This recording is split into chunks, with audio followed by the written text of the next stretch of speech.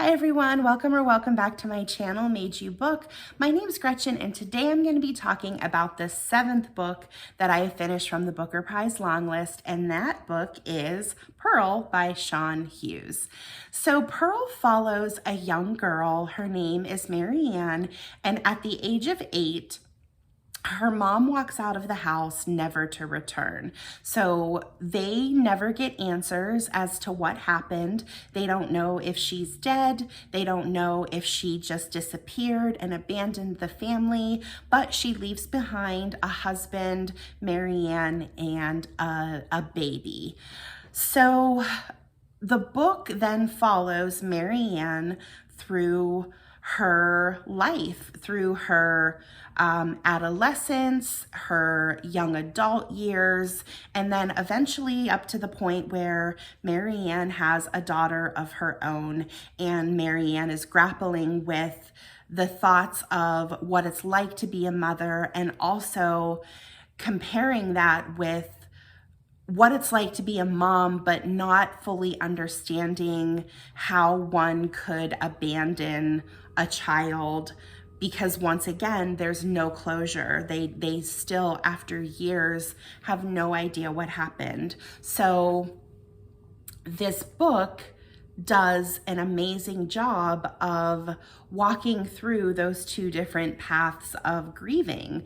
On the one hand, we have a mom that has abandoned the family and is never going to return, and that also makes Marianne feel, why did my mom leave me? What did we do wrong? And she carries that guilt with her. But not only does she carry that guilt, she also carries hope that someday her mom will return.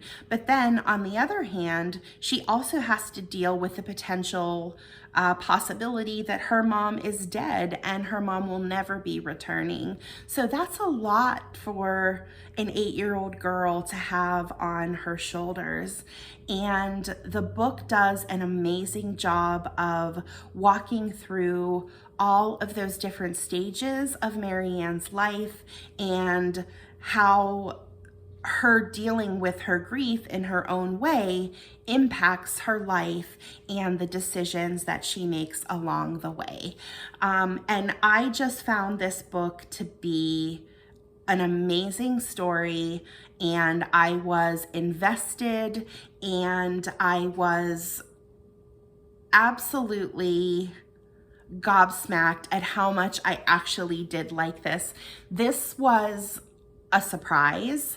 I kind of thought maybe I would enjoy this book going in, but I didn't realize how much I would love this book. I just think that it actually really surprised me.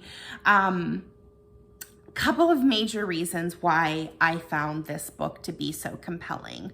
First and foremost, Sean Hughes this is actually her debut novel, I believe, but she has a background, she's a poet, and the fact that she is a poet just oozes off the pages of this book. Her prose is some of the most stunning prose that I have read in a really long time. And as a matter of fact, I believe that she has such a way with words that she probably could have told this entire story in verse, and it would have been equally as stunning. I feel like just by reading this one work of hers, that the talent that she has is just immense. And in the future, I will say right now, if I ever see her name on another book, I will be immediately picking it up because I just enjoyed her writing style so much. The other thing that I loved about this book was, and this is a word I don't use very often because I think it's kind of, I don't know why I find this word to be silly, or when I hear people use it, I think, oh, that's silly. That's just a silly word to use. But I was absolutely enchanted by this book. There was just something about the way that it was presented to you. Like, so every chapter, there's several chapters in this book, several small chapters, and every single one of them starts with a nursery rhyme verse. And I loved that there was that innocent quality to the narrative, and it's almost childlike and magical at the beginning, and then you go through the chapter and you hear the next part of the story, and then you get almost like a palate cleanser with another nursery rhyme. And I loved that, and it was so quaint.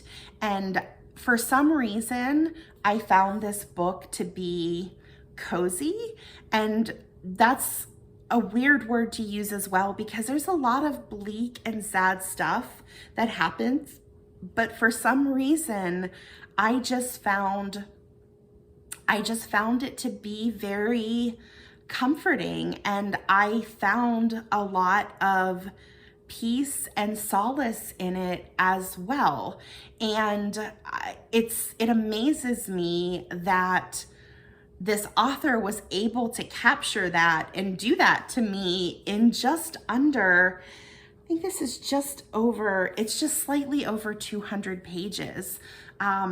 So yeah, I was absolutely I was taken aback by this book. The other thing is the language that she used and the descriptions that she used.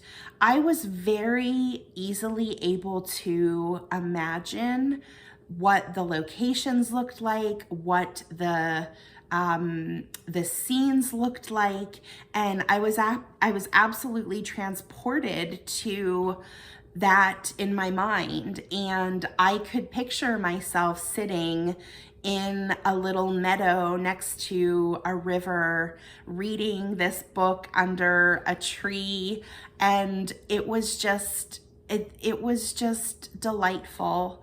And I can't say enough good things about this book.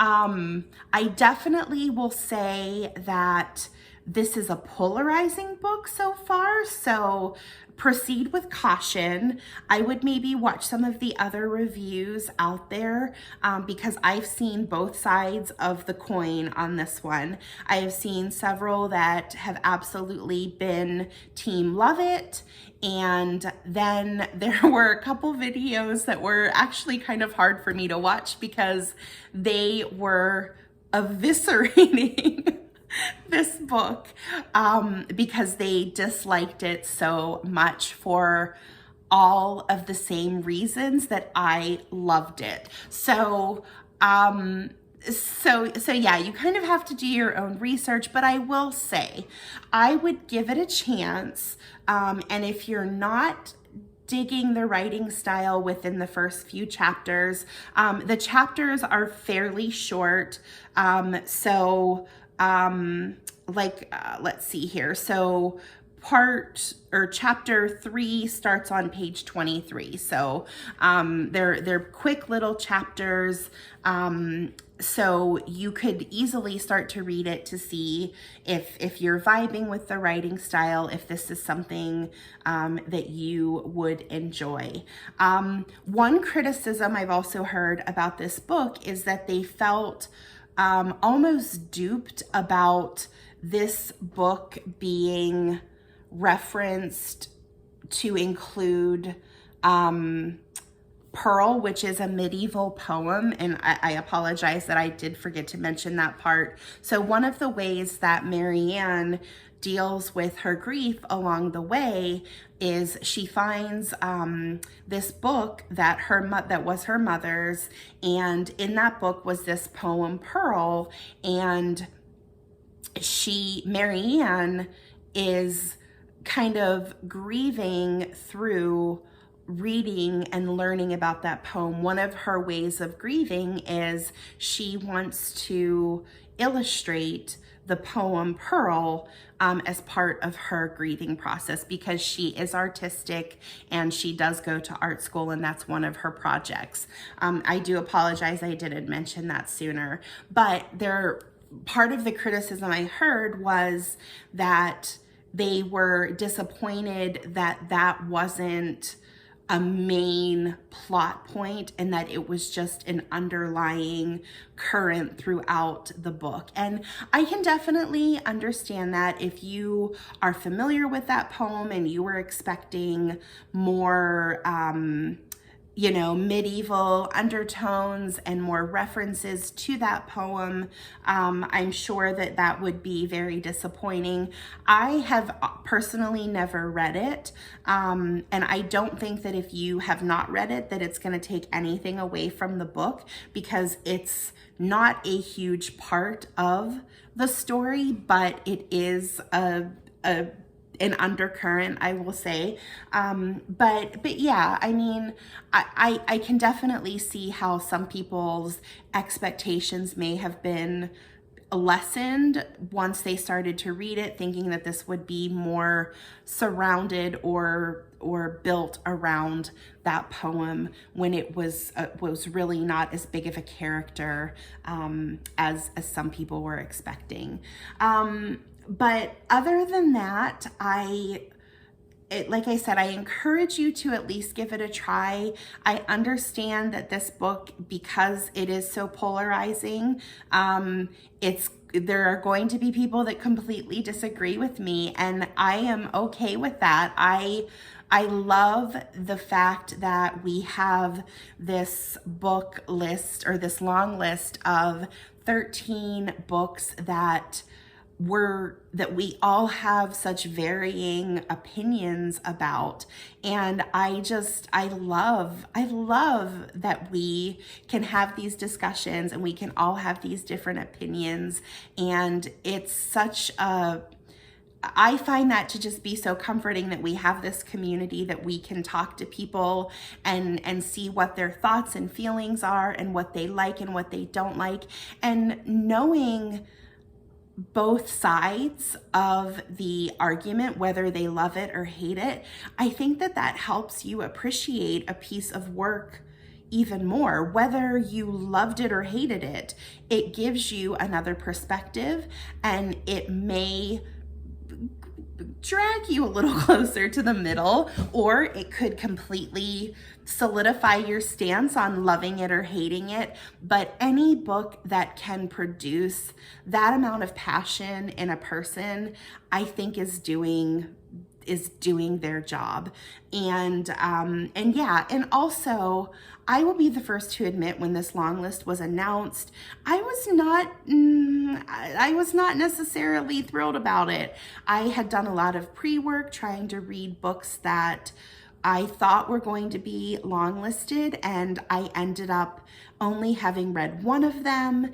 And I was looking at this list of books that I, needed to read now, and I hadn't heard of any of them, and I was actually disappointed. But I am so thankful that we have this long list, because I have been pleasantly surprised by so many of the books so far. And this book comes from a very, very small independent press, and I would never have stumbled upon it if it hadn't been for the booker. So if anything, whether you love this book or you hate this book, the fact that we have it in this long list is promoting another author, it's promoting an indie press, and it's getting people that love to write, and it's giving them an audience that they may not have had otherwise. And I just think that that's a beautiful thing. So yeah, I mean, I don't think that I can gush anymore about this book. I will continue to do reviews for the other books that I've read. I still have 6 more to go. I am getting close to being done with The Bee Sting. It's a chunker. It's very big, but I've been reading other stuff too, so it's not that I'm not enjoying this book. I am. I've just been reading other stuff along the way. I'm also currently reading The House of Doors, and then, yeah, so 6 left. We're getting down there. We're almost 2 weeks out, so that's exciting. The shortlist will be here before we know it. I'm hoping to do a personal shortlist video as well as a predicted long list video, because those are 2 very separate things. So those should be coming soon as well once I get the rest of the books read. And yeah, I hope that you guys are enjoying the books if you're reading the long list. If you read Pearl, please let me know what your thoughts were. Did you love it? Did you hate it? And yeah, keep the discussion going. If you like this video, please like, subscribe, or comment, and I will see you soon for the next one. Thanks. Take care, everyone. Bye.